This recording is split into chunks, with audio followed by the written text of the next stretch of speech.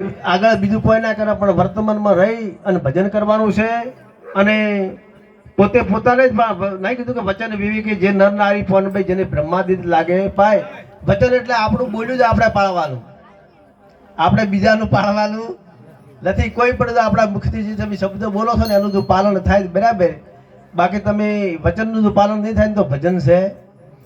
કારણ કે જે મોઢું છે એ તો આને ધડે ગમે એવું બોલે પણ તમને સદગુરુ મહારાજે ગુરુમુખ આલ્યું છે.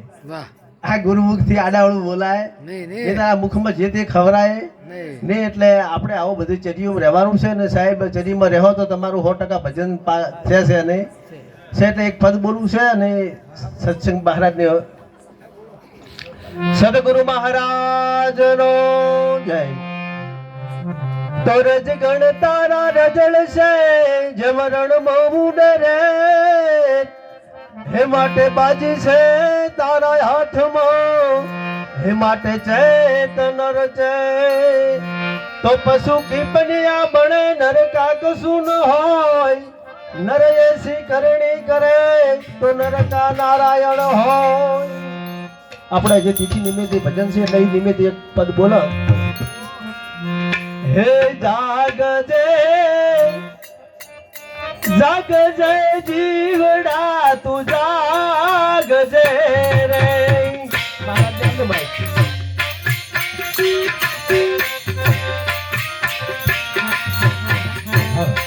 હા જાગજે જાગજે જીવડા તું જાગજે રે.